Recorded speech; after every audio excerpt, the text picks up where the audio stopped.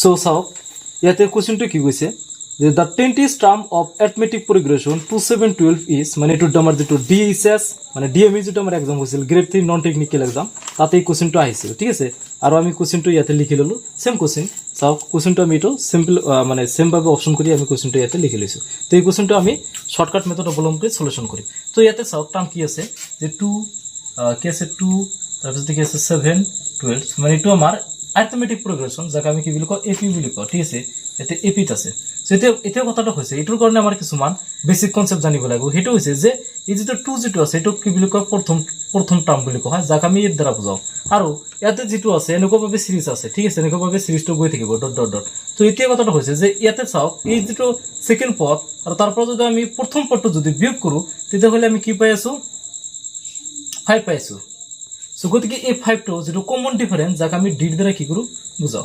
okay so এটো D হ'ব আৰু এটো আমাৰ এ হ'ব এতিয়া চাওক ইয়াতে কৈছে যে 20th টাৰ্ম অৰ্থাৎ যেহেতু এতে 20th টাৰ্ম কৈছে সিম্পল ভাবে আমি ফৰ্মুলা এনেকা ইউজ কৰব পাৰো যে a + d আমি ফৰ্মুলা ইউজ কৰব পাৰি কিন্তু ইয়াত মন কৰিব যেহেতু এতে 20th টাৰ্ম কৈছে যাৰ কাৰণে ইয়াৰ পৰা ইয়াতে এটা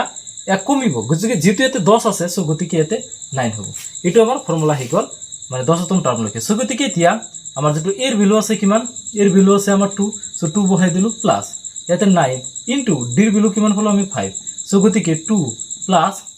45 okay so 45 plus 2 is equal to 47 so গতিকে এতে যেটো 47 এটো आंसर হ'ব এটো आंसर নহব এটো নহব হেটো নহব সো গতিকে আমি ইজিলি ভাবে আমি বাইরে কৰি দিব পাৰো সো এতিয়া আমি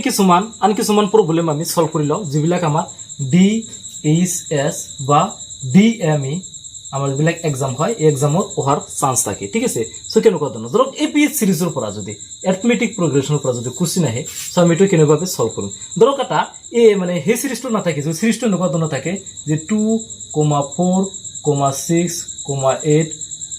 ডট ডট ডট এনেকুৱা ধৰণৰ আছে সো এটো আমাৰ এপি সিৰিজত আছে আমি কেনেকৈ গম পালো কাৰণ প্ৰথম সেকেন্ড টাৰ্ম কি আছে 4 সো 4 ৰ পৰা আমি যদি প্ৰথম টাৰ্ম 2 টো যদি আমি বিয়োগ কৰি দিও তেতিয়াহলে আমি কি আছে 2 পাইছো আৰু এই 2 টো সিম্পলি আমি ইয়াক ডি দ্বাৰা আমি বুজাও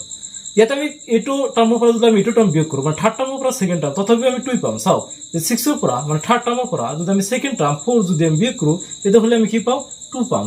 সো গতিকে এটো কি হ'ব আমাৰ ডি হ'ব একই কথা মানে সেকেন্ডৰ পৰা যদি প্ৰথমটো বিয়োগ কৰি দিও তেতিয়াহলে আমি ডি2 পাই যাম আৰু এটো কি বুজাব আমাৰ এপি সিৰিজত থকা আমাৰ এটো বুজাব দ্যাট মিন্স এটো অ্যাৰিথমেটিক প্ৰগ্ৰেশন বুজাব আমি অসমীয়া যাক সমান্তৰ প্ৰগতি বুলি কও সেতিয়া কথাটো হৈছে যে আমাৰ যদি কৈ দেই যে আমাৰ 9তম টাৰ্ম বাহিৰ কৰিব লাগে ঠিক আছে যে এই সমান্তৰ প্ৰগতিটোৰ আমাৰ 90th টাৰ্মটো আমাৰ বাহিৰ কৰিব লাগে সো 90th টাৰ্ম বাহিৰ কৰাৰ সিম্পল ফৰ্মুলা হৈছে যে a + d আমাৰ যেটো জেনাৰেল ফৰ্মুলা হয় হেতু আমি ইউজ কৰিব লাগিব এটা যেটো 90th টাৰ্ম কৈছে সো গতিকে 9 ৰ পৰা আমাৰ এক বাদ দিব লাগিব সো যদি আমি 9 ৰ পৰা যদি 1 বাদ দিও তেতিয়াহলে আমি কি পাম 8 পাম সো গতিকে ইয়াতে আমি 8 দি মাল্টিপ্লাই কৰিব লাগিব d যেটো আমি কমন ডিফাৰেন্স বুলি কও so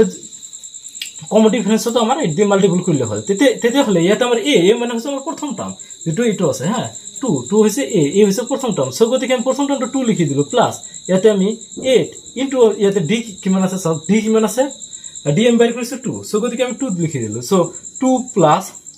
16 is equal to 18 so গতিকে ফাইনালি আমাৰ এটো 90th টাৰ্ম যেটো 90th টাৰ্মটো আমাৰ কি হৈ গল ফাইনালি বাইৰ হৈ গল সো এনেভাবে আমি আন এটা एग्जांपल লৈ কৰি চাব পাৰো এই আন এটা এপি সিৰিজৰ প্ৰবলেম আমি এটা সলভ কৰি লও ঠিক আছে এপি সিৰিজৰ আন এটা প্ৰবলেম ধৰক কেনেকুৱা ধৰণে আছে যে 1,3,5,7,9 ডট ডট ডট এটো আছে এটো আমাৰ এপিত আছে নে নাই আমি কেনেকৈ ভাবে গম পাম দ্বিতীয় টাৰ্মৰ পৰা প্ৰথম টাৰ্ম আমি বিয়োগ কৰি দিম that means 3 - 1 is equal to আমি পাইছো 2 আকৌ আমি তৃতীয় টাৰ্মৰ পৰা আমি দ্বিতীয় টাৰ্মটো বিয়োগ কৰিম 5 - 3 ইজ ইকুয়াল টু কিমান পাম আমি 2 পাম সো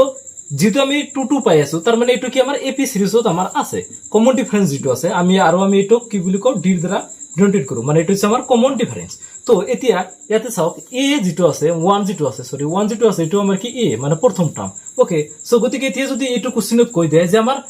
এলিফেন্টিস টাৰ্ম বাহিৰ কৰিব লাগে ঠিক আছে এলিফেন্টিস টাৰ্ম বাহিৰ কৰিব মানে টাৰ্ম অফ এলিফেন্টিস সো ইয়াৰ কাৰণে আমি সিম্পলি ফৰ্মুলা ইউজ কৰিম a + d কিন্তু ইয়াতে এটা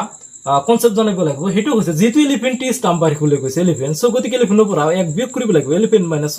ইজ ইকুয়াল টু আমি কি পাম 10 সো গতিকে ইয়াতে 10 দি ইয়াতে এর ভ্যালু কিমান দি আছে 1 প্লাস 10 ইনটু d এর ভ্যালু আমি কিমান পালো 2 সো গতিকে আমাৰ ফাইনালি ৰিজাল্ট হ'ব 1 প্লাস 20 দ্যাট মিন্স 21 সো গতিকে t যেটো আমাৰ এলিফেন্টিস যেটো টাৰ্ম হ'ব হেতু কিমান হ'ব আমাৰ 21 হ'ব এতিয়া যদি এনেকুৱা ধৰণৰ যদি কুৱেশ্যন আহে এপি সিৰিজৰ পৰা জেনেৰেলি যেটো আমাৰ এথমেটিক যেটো প্ৰগ্ৰেছন আছে ইয়াৰ পৰা যদি আমি এনেকুৱা কুৱেশ্যন যে find the value of common difference in AP series ঠিক আছে এই যেটো সিৰিজ আছে ইয়াৰ যদি আমাৰ অনলি কমন ডিফাৰেন্স বাহিৰ কৰিব দিয়ে মানে কমন ডিফাৰেন্স মানে কি ডিৰ ভ্যালু যদি আমাৰ বাহিৰ কৰিব দিয়ে তো সো আমি যেতিয়া ডিৰ ভ্যালু বাহিৰ কৰিব সিম্পল আমি যেটো সেকেন্ড টাৰ্মৰ পৰা আমি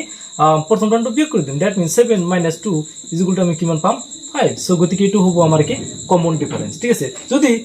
কয় যে ফাইন্ড দা ভ্যালু অফ এর যদি কমন ডিফারেন্স যদি নিলিখি যদি find the value of first term যদি ইয়াতে যদি ফার্স্ট টার্ম যদি দিয়ে ঠিক আছে ফার্স্ট টাৰ্মৰ যদি দিয়ে তেতিয়াহ'লে আমি কি লিখব ফার্স্ট টার্ম মানে কি যেটো আমি এ বুলি কও এ সো ইজ ইকুয়াল টু 2 হ'ব সো এনেকুৱা ধৰণৰ কোশ্চেন কিন্তু আমি দেখা পাওঁ ডিএসএস বা ডিএমই এক্সামত ডিএইচএস যেটো আমাৰ আসাম ৰিক্ৰুটমেন্ট বা আমাৰ যেটো DME directorate of medical education and directorate of health service so এই এক্সাম বিলাকত যিবিলাক আমাৰ গ্ৰেড 3 হোক গ্রেড 3 বা গ্রেড 4 হোক গ্রেড 3 যিবিলাক টেকনিক্যাল বা নন টেকনিক্যাল এক্সামত এই ধরনের কোশ্চেন বিলাক আমি অহা কিন্তু দেখা পাওঁ আৰু এই ধৰণৰ আমাৰ শর্টকাট ট্রিক আমি প্রিভিয়াস ইয়ার কোশ্চেনের পর আমি শর্টকাট ট্রিক আমার যেটো উমি এডুকেশনাল ভিডিও যেটো আমার ইউটিউব চ্যানেল আছে তাত আমি এটা প্লেলিস্ট বনাইছো ঠিক আছে এই প্লেলিস্টত গৈ এইবিলাক চাব পাৰি ঠিক আছে